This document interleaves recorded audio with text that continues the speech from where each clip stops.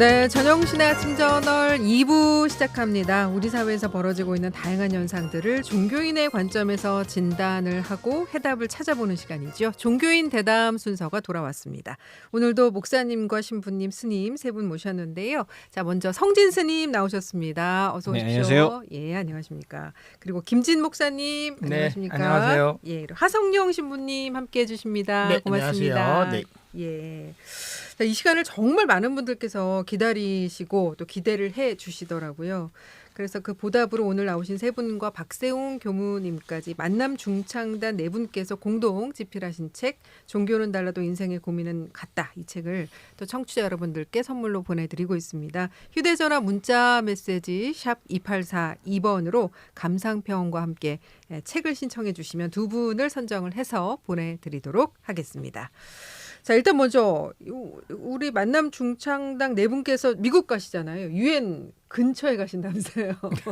예, 그렇죠. 예, 예. 이제 뭐 저희가 이제 늘 뭐 가끔 이제 인터뷰 같은 거 할 때 네네. 뭐 BTS 다음으로 유엔 무대에 서고 싶다라는 정말 너무 멋질 것 같아요. 네, 이제 말씀을 드리긴 하는데 예, 예. 뭐 이제 그 뜻은 이제 단순히 이제 무대에 서는 것보다는 예. 저희들이 그만큼 이제 종교의 화합이라는 면들 그렇죠. 그리고 또 세계 평화에 대해서 종교인들이 어떻게 한 목소리를 낼 수 있냐를 이제 보여주고 싶은 네네. 그 열망이 아주 상징적인 모습이었는데 맞습니다. 저희가 아마 올 8월쯤 네네. 종교연합 세계 시민대회라고 하는 것이 이제 어. 그 뉴욕 이제 본부 건물 예. 맞은편에 보면 부속 건물 중에 처치 센터라고 있거든요. 아, 예. 그곳에 보면은 이제 NGO 단체들도 네네. 있고 있는 곳이 있는데 그 건물에서 저희가 이제 공연을 하게 되는. 아, 공연을 하세요? 예, 그렇죠. 이제 뭐 공연이라는 게 이제 뭐 저희들 이제 중창단 예. 노래도 들려드리고 네. 저희 화합의 메시지를 던져드릴 수 있는 예. 시간을 갖게 된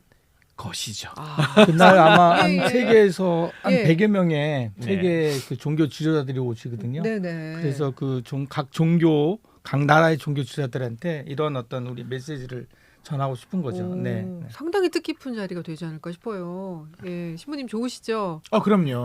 좋습니다.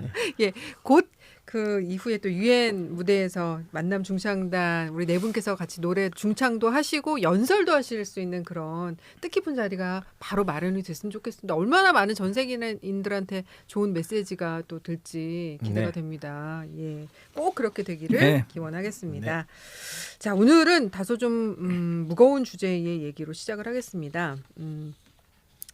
윤석열 대통령이 이태원 참사 특별법에 대해서 거부권을 행사하는 대신에 유족들을 지원하는 방안을 내놨습니다. 근데 유족들은 진상을 규명을 해서 책임을 꼭 가려야 된다 이런 입장을 굽히지 않고 있어요. 그래서 유족들이 이 추운 겨울에 서울 도심에서 우체 투지를 하고 자녀의 사진을 안고 또 삭발하는 모습도 보여줬고 또 천사 희생자 159명을 의미하는 15,900배를 하기도 했습니다. 자, 먼저 세 분께서는 이 사안 어떻게 좀 보셨어요? 예, 스님.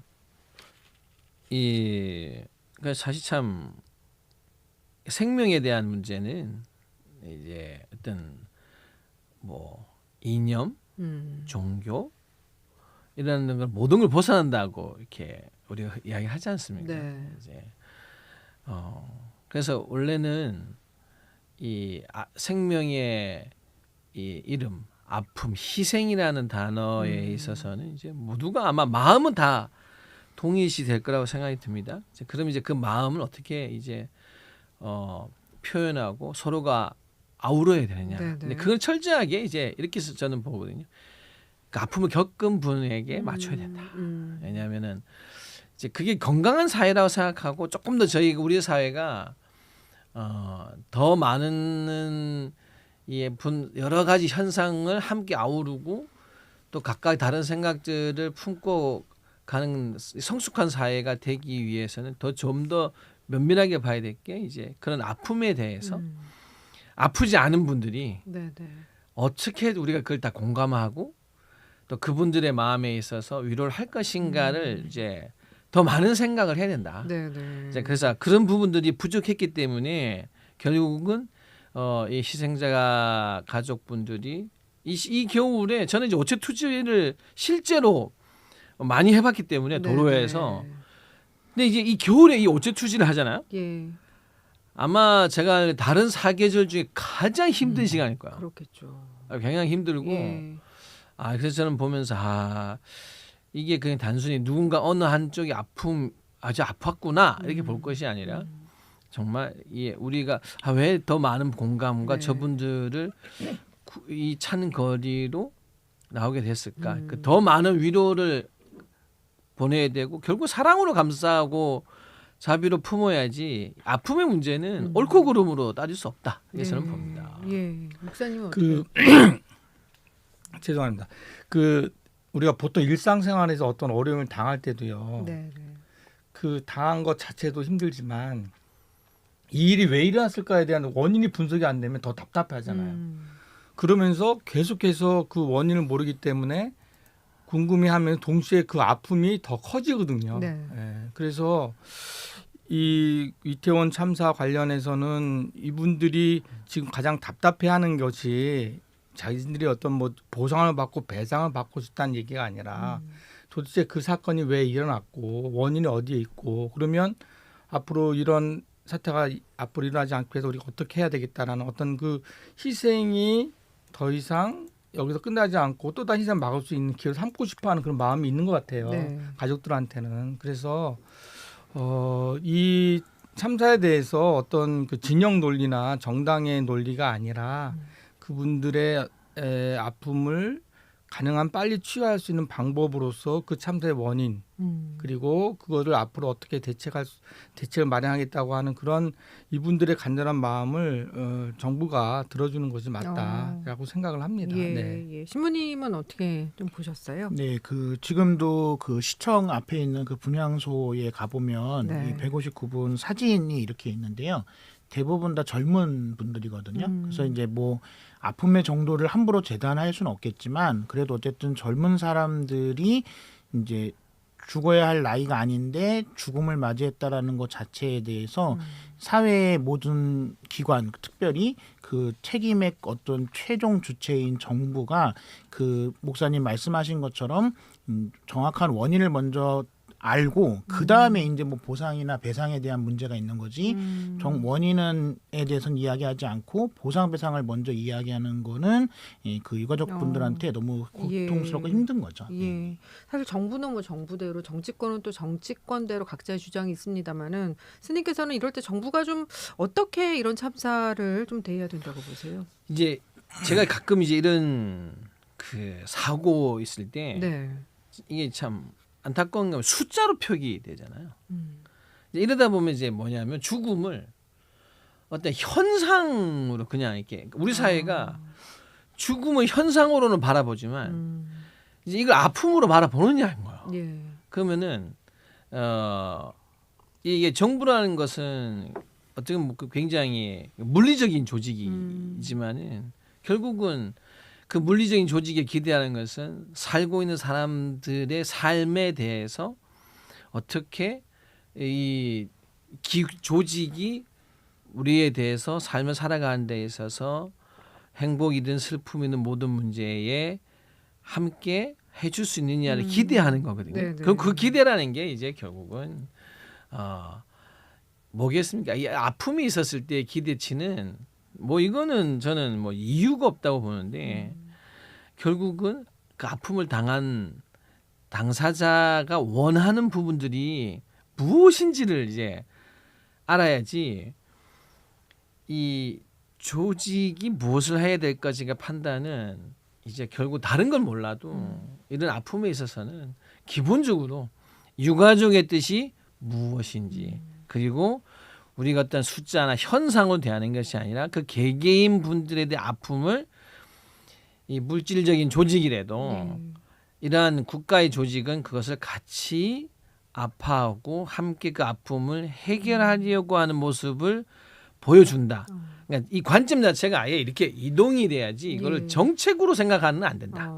정책이나 방안 뭐 이런 게 보는 게 아니라 철저하게 저는 이거는 죽음을 많이 직면해 보고 죽음의 현장에서 늘 하는 종교인들 저 스님으로서도 보면은 결국 핵심은 남아있는 유가족분들을 어떻게 유료하고 그분들의 뜻을 따를 것인가에 모든 관점을 둬야 한다. 네. 이렇게 보는 거죠. 예. 유족들은 지금 이제 이렇게 찬 거리에 나와서 아이를 잃은 슬픔을 정말 울분으로 토해내고 있는 그런 나날들인데 세 분께서 우리 유족분들을 위해서 한 말씀씩 좀 해주시면 좀 뜻깊을 것 같습니다. 예. 뭐 감히 그분들의 어떤 아픔을 저희가 상상할 수가 없을 거예요. 그러나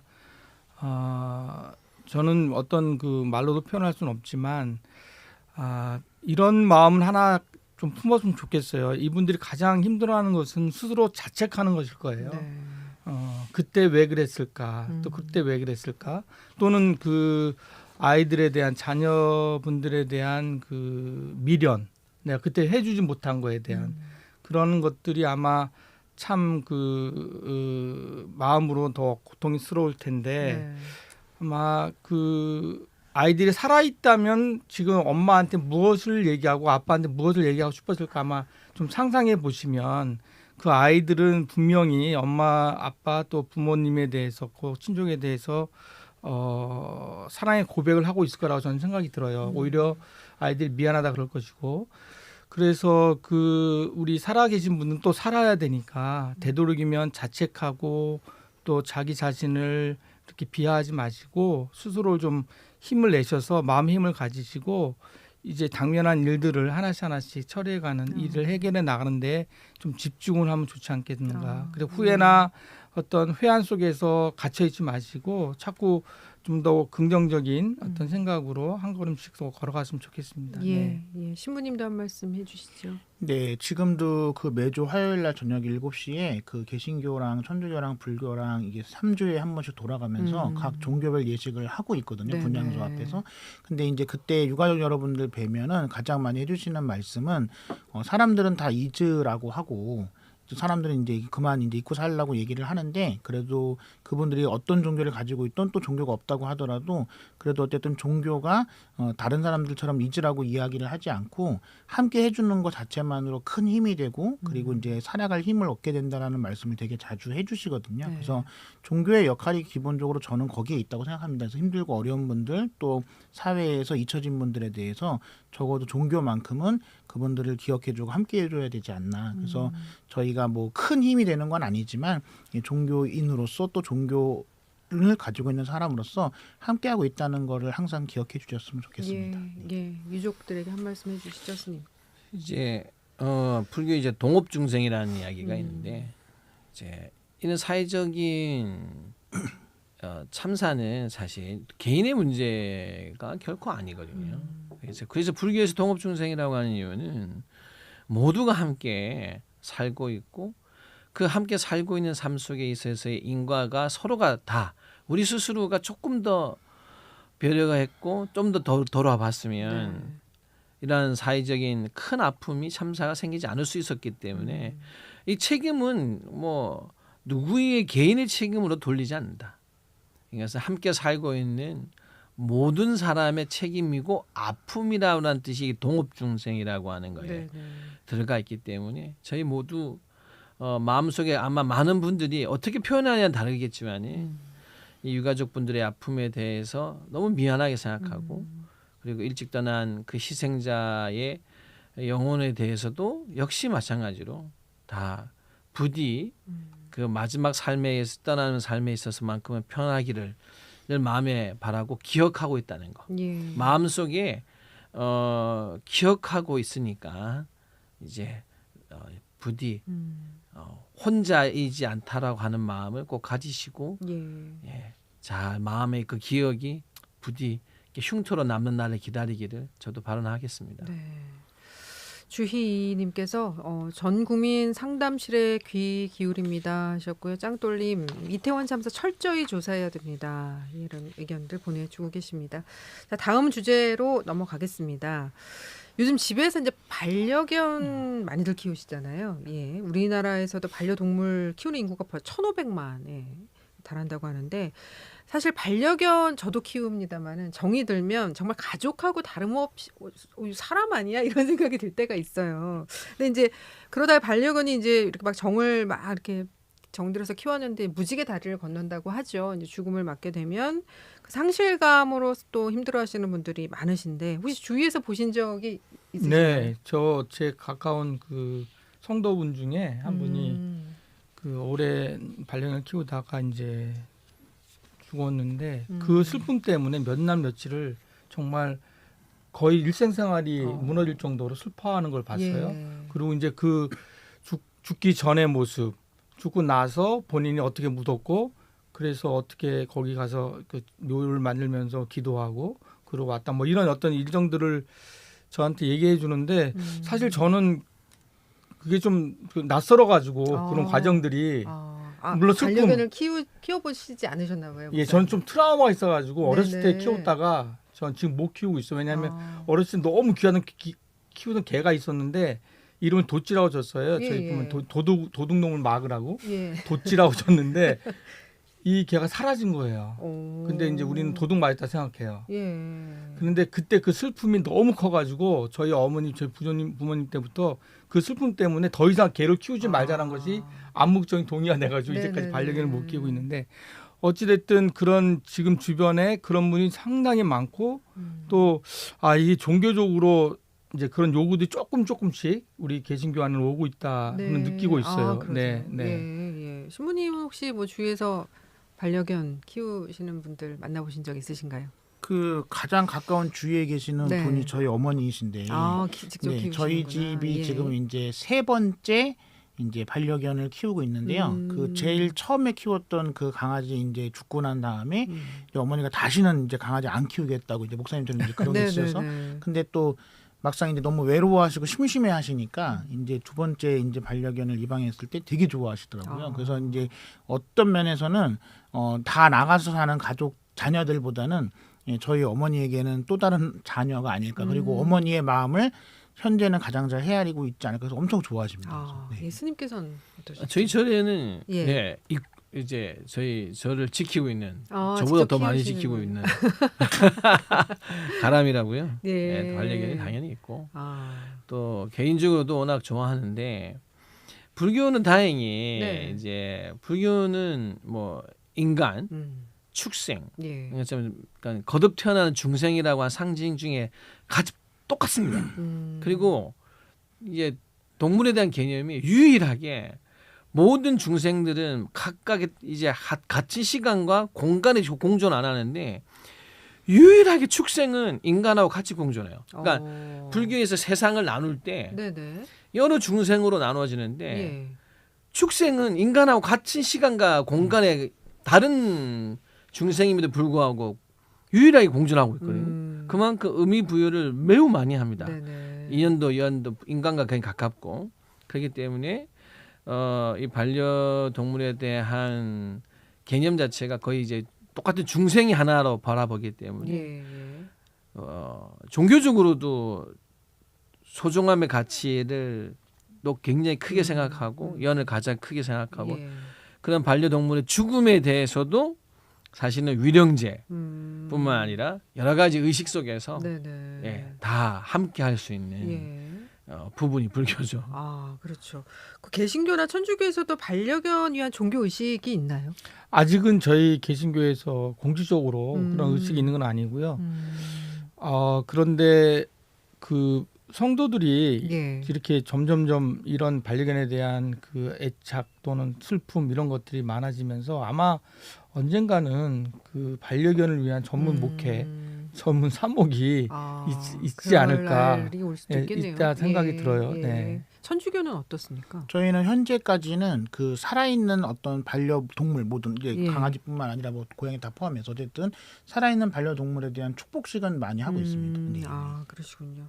그런데 이제 이렇게 지금까지 이제 반려견에 대한 어떤 사랑에 대한 얘기를 나눴는데 이게 사랑이 너무 깊어서 놓아줄 수가 없어서 반려견의 체세포로 똑같이 생긴 반려견을 복제하는 일이 요즘 그게 굉장히 이렇게 성행하고 있다고 해요. 물론 비용은 굉장히 비싸서 뭐 어떤 특별층의 어떤 전유물이 될 수도 있겠습니다. 막 1억 이상 든다고 하더라고요. 근데 한 유튜버가 이제 반려견을 복제를 2마리를 복제를 해서 공개를 해서 굉장히 좀 화제가 됐는데 이 인위적인 어떤 이 생명 복제라고 해야 될까요? 이 종교적인 관점에서 보실 때는 어떻습니까? 어떻게 생각되세요? 불교는 많이 열려 있죠. 왜냐하면은 불교는 형상이 같다고 해서 쉽게 말해서 그 안에 들어가 있는 마음이 다 같을 수는 없다. 그렇죠. 복제했다고 같진 않습니다. 그게 예. 이미 이제 왜냐하면 불교는 이제 거듭 태어나는 중생의 모습을 이야기할 때 뭐 전생에 축생이어서 현생에 인간으로 바뀔 수도 있고 네네. 매우 스펙트럼이 넓죠. 어. 이 경계를 중생이란 큰 카테고리에 묶기 때문에 예. 현생에서 그게 음. 인간의 어떠한 의도성에 의해서 어떤 생명의 탄생의 문제를 네. 사실은 뭐 그렇게 특별하게 보진 않아요.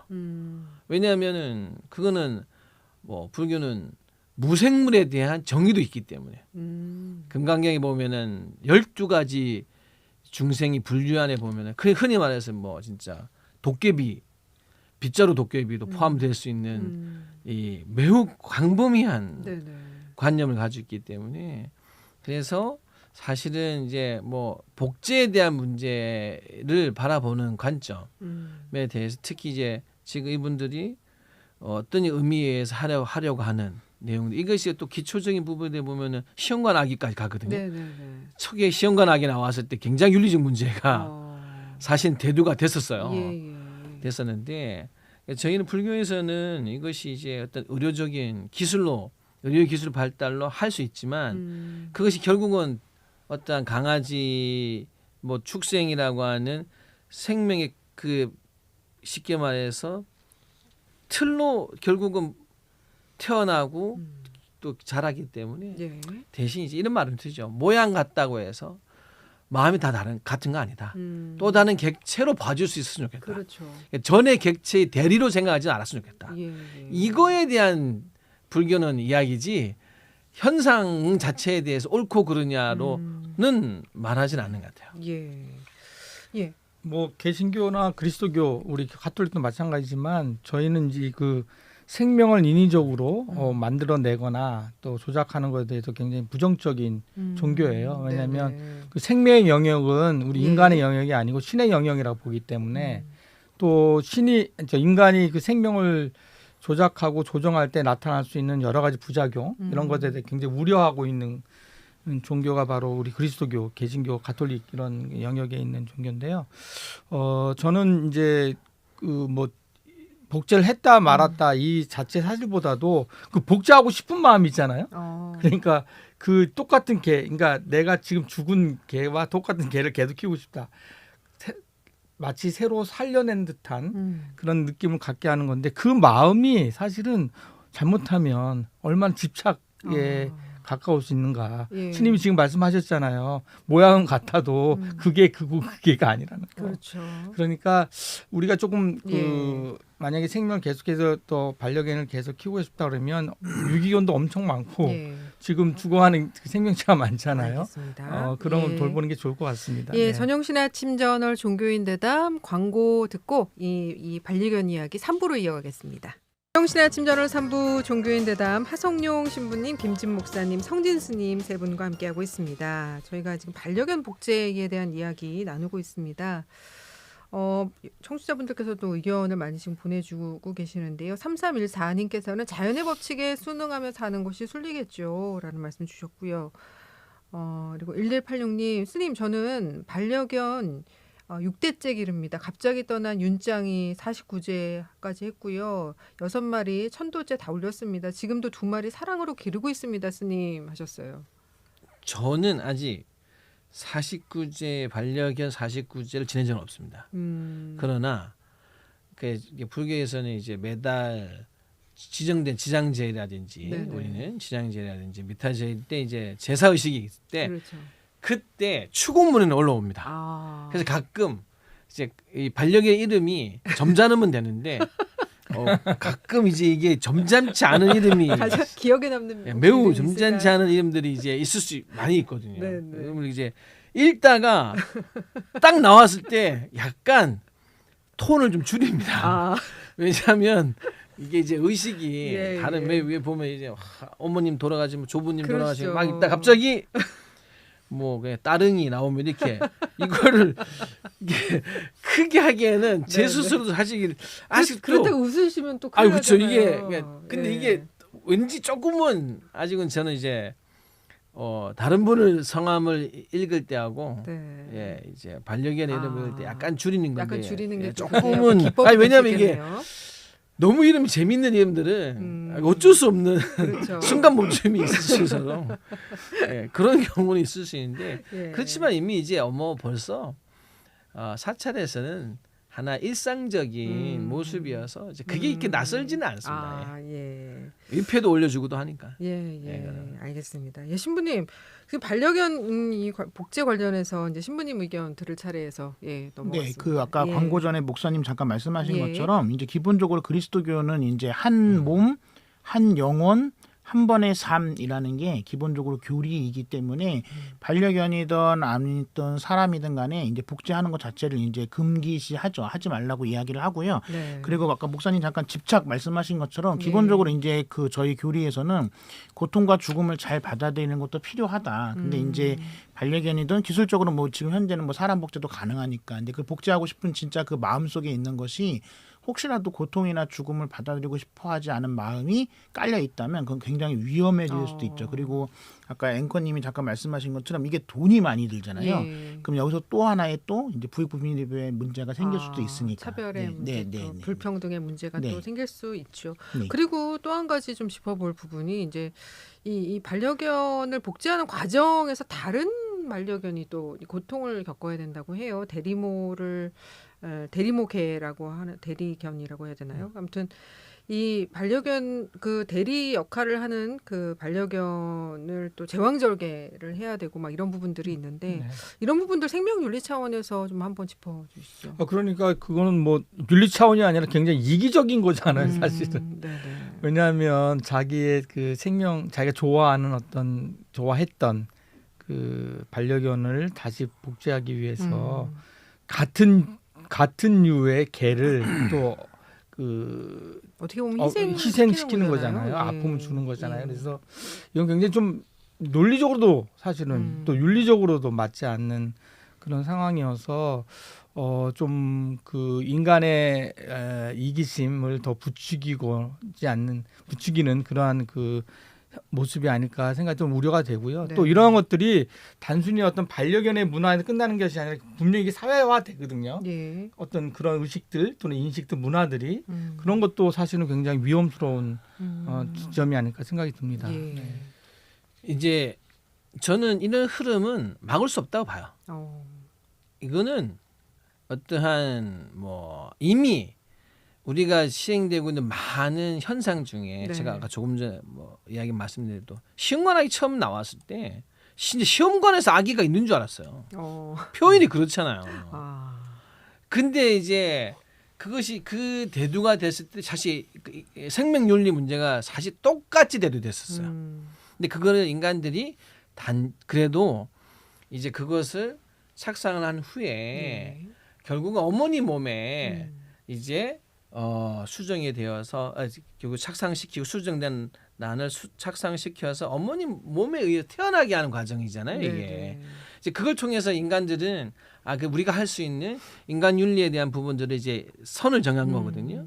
그러면 이미 이러한 반려견 복제의 문제를 누군가가 막고 어떻게 한다고 해서 어딘가에서는 이미 기술이 있기 때문에 하게 될 건데 저는 오히려 저는 이제 불교적으로는 여기서 좀 잘 지적을 했는데 그께서 그러면 그 대리모견에 대한 관점이 없다는 거예요. 그러니까 생명은 내가 또다시 보고 싶은 떠난 반려견도 보고 싶은 욕심도 있고 마음도 있으면 결국 그 반려견이 누군가의 또 다른 반려견에 의해서 태어나야 되잖아요. 그럼 반려해야죠. 그러니까 쉽게 말해서 같이 살고 또 어떻게 이것을 함께 품을 것인가라는 대안이 없는 예.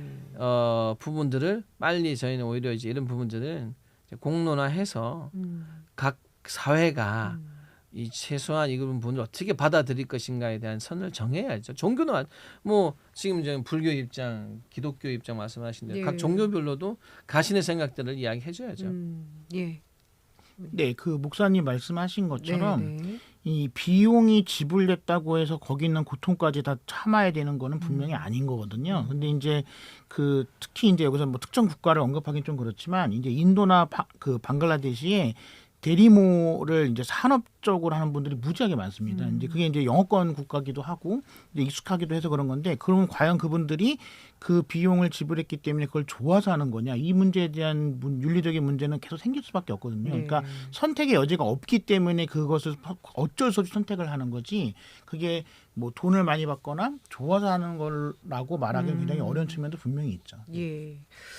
지금 이제 반려견을 너무 사랑한 나머지 복제를 하는 것에 대한 생명윤리 이야기를 나눴습니다만은 반려견 복제가 반려견을 너무 사랑해서 벌어지는 논란이라고 본다면 반대로 반려견을 키우다가 또 유기하는 사례도 많잖아요. 그러니까 요즘에는 이제 반려견의 인식 칩을 이렇게 내장을 하도록 하고 있는데, 최근에 이제 반려견을 유기했다가 그 칩으로 이제 돌려받은 견주가 다시 인식 칩을 이제 제거를 한 다음에 또 유기한 정황이 드러나기도 했는데, 뭐 반려견을 유기하는 거 저마다 뭐 사정이 있을 수는 있겠습니다만은 어떻게 보십니까?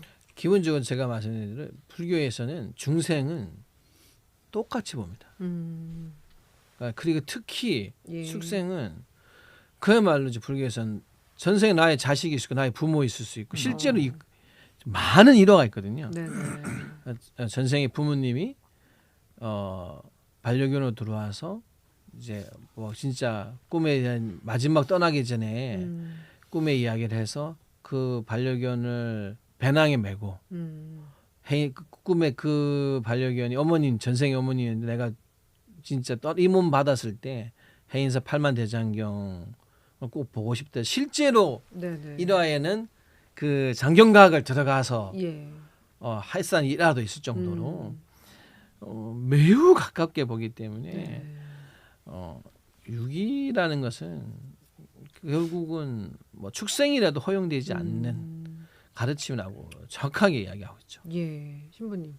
예. 뭐 기본적으로 저희 그리스도교에서는 예. 뭐 생물이든 무생물이든 간에 본인 외에 다른 대상을 함부로 하는 사람이 그 정상적인 사람, 그다음에 제대로 된 사람이라고 말하기는 어려운 거죠. 특히 이제 대부분의 경우에는 뭐 막말로 본인보다 강한 사람한테 함부로 한다. 그거는 뭐 이제 자기가 감내해야 되니까 상관없는데, 네. 대개의 경우는 이제 본인보다 못한 사람들, 못한 대상들에 대해서 이제 가학적인 행동들을 많이 하게 되는 거잖아요. 근데 그게 이제 반복되고 익숙해지다 보면 그 대상은 점점 커져나갈 수밖에 없고 넓혀져 갈 수밖에 없습니다. 예.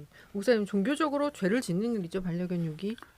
당연히 저는 그렇게 예. 생각하고요. 일단 저는 그런 뉴스나 이런 그 이야기를 들을 때 너무너무 화가 나는 것이 그 스스로가 어떤 생명체를 다룰 수 있는 또는 생명체 함께 할 수 있는 그런 능력과 자격이 있는지를 좀 사람들이 생각하고 개를 또 반려견을 또 반려동물을 기르고 있는가 좀 의심이 돼요. 네.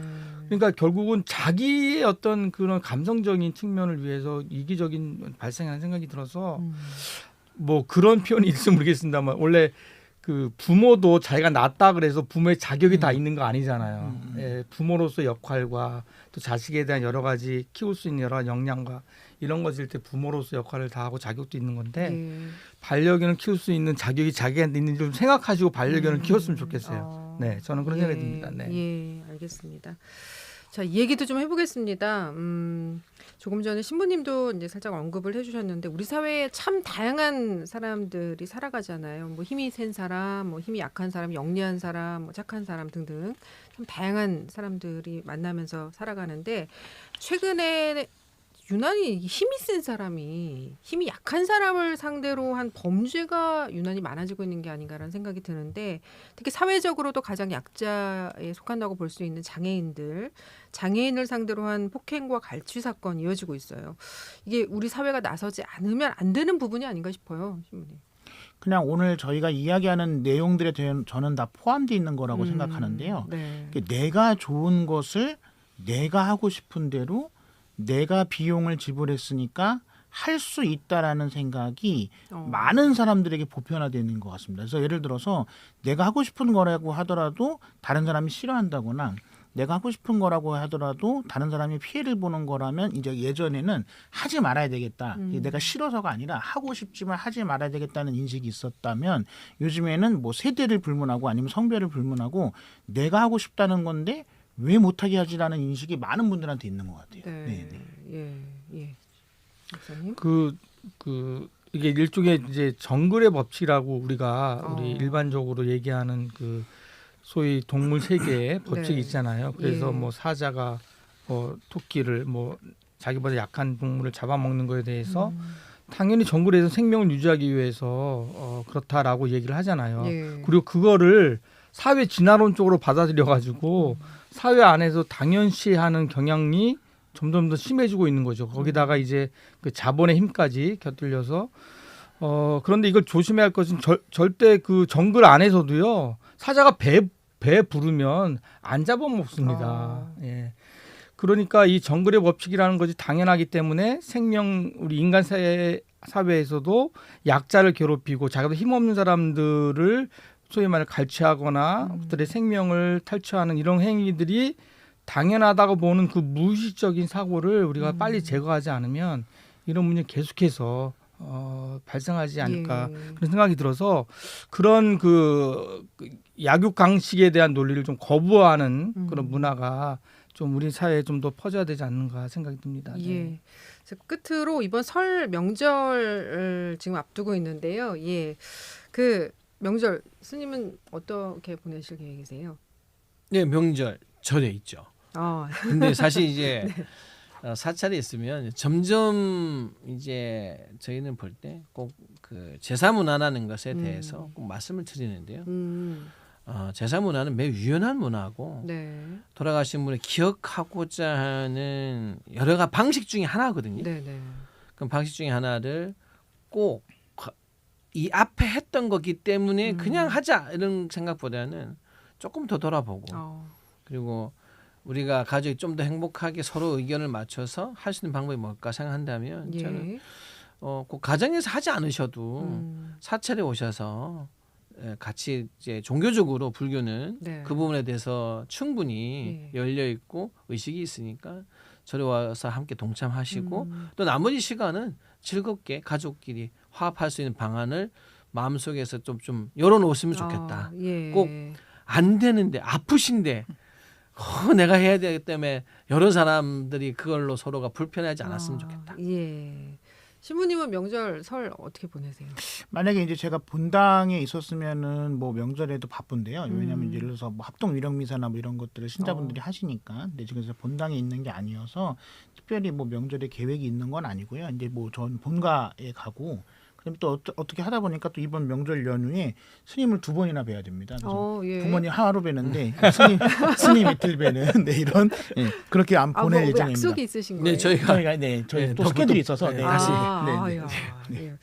저희 목사님은 어떻게 보내세요? 저도 지금 교회를 목회를 하고 있지 않아서 특별한 계획은 교회 안에 쪽으로는 없고요. 저도 이제 부모님 찾아뵙고 또 가족들 만나서 다른 우리 형제자매 만나서 이야기 나누고 하는 것이 일상적이고요. 이제 또 아이들이 좀 자라 있고 또 커서 크니까 또 여행 가자고 지금 계속 지금 쪼름 당하고 있어요. 근데 아직은 결정을 못 하고 있습니다. 아마 한번 가게 될 것 같아요. 제 앞으로의 인생을 위해서는 가야 될 것 같은데. 그 설 명절 되면은 선물 많이들 주고 받으시잖아요. 요즘은 이제 설 명절에 선물로 부모님들이 가장 좋아하시는 거는 현금 꼽으시더라고요. 뭐 스님, 신부님, 목사님도 설에 뭐 신도들이나 친지, 지인으로부터 선물 많이 받으실 텐데 어떤 선물이 가장 좋으세요? 받으실 때? 선물을 솔직하게. 받아서 가장 좋은 건 요즘 몸이 확실히 나이가 들면서부터 이제 저희 건강을 챙겨주는 선물이 가장 보양식품, 영양제 뭐 이런 거. 이제 그런 거죠. 이제 결국은 누군가 나를 기억해줘서 이제 또 함께 건강하고 했으면 좋겠습니다는 뜻이 이제 담겨 있는 거기 때문에 네. 뭐 뭐든 그래도 마음으로 보여주고 그래도 정성을 보여주는 것에 감사함은 다 갖고 있습니다. 예, 신부님은 어떤 선물이 가장 좀 뭐 이렇게 좋다 나쁘다라기보다는 선생님 네. 말씀하신 것처럼 예전에는 저한테 뭐 비타민이나 영양제 이런 거 주는 분들이 별로 없었거든요. 그러니까 뭐 과일이나 뭐 이렇게 먹을 거 이런 거를 네네. 선물로 주셨는데 요즘에는 그런 것보다는 비타민이나 영양제를 많이 주시는 걸 보면서 저는 그렇게 생각 안 하더라도 사람들은 저를 이제 나이를 먹었다고 생각을 하는구나라는 거를 또 선물을 그런가요? 통해서 인식할 수 있는데. 네. 예. 목사님은 어떠세요? 아니 그러니까 선물은 사실은 그때 필요한 것이 주어질 때 가장 좋잖아요. 일반적으로 뭐가 좋다라기보다도 네. 저는 근데 이게 선물 문화 속에서 좀 하나 이게 뭐 좋은 문화인지 모르겠지만 저는 옛날에 선물 주면 깜짝 선물이라고 그러잖아요. 그렇죠. 내가 정말 기대하지 않았는데 너무 좋다. 예. 그 선물 받은 기분이 났는데 저는 그게 실수가 많아진다고 생각해요. 요새는. 그러니까 예를 들어서 그 사람이 정말 필요하고 정말 원하는 것을 제대로 주지 못해서 주지 않아서 그래서는 물어보는 게 좋을 것 같아요. 뭐가 필요한지. 뭐가 필요하고 네, 정말 네, 너 뭐 받고 싶어? 예. 그럼 사람들이 이거 새로운 게 없어. 아니요. 그게 아니고 오히려 그러면 그 사람의 그 마음을 더 잘 느낄 수 있을 것 같아요. 정말 나한테 꼭 필요한 걸 줬고 계속 필요한 게 계속 사용하니까 그거 사용할 때마다 그 사람 기억하니까. 예. 그래서 저는 선물 이렇게 할 때 한번 슬쩍 물어보고 정말 직접 못 물어보면 주변을 통해서 물어보고 그래 꼭 네네. 필요한 걸 줘야 된다. 예. 그렇게 생각을 합니다. 네.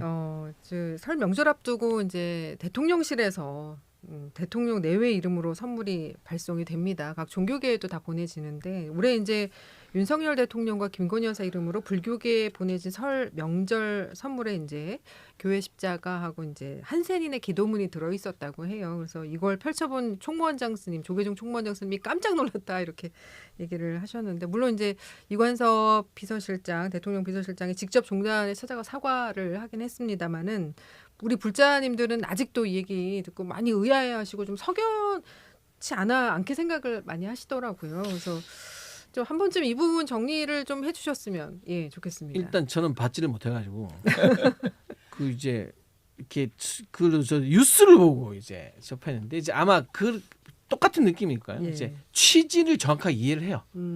스님으로서 아마 종단도 저는 생각해요. 예. 총원장 스님께서도 그 한세민의 아픔 속에서 참 그 그렸던 그림이라든지 그 모든 것을 충분히 공감은 이미 하실 수 있다고 생각이 들고 이미 하셨고 단지 이제 뭐냐면 이제 그것을 이제 이게 아예 차라리 한세민 쪽에서 보냈거나 가톨릭에서 진짜 만약에 주교님이 보내셨다 매우 감사히 생각하실 거예요. 그렇죠. 예. 이 부분은 정확하게 가야 될 거는 예.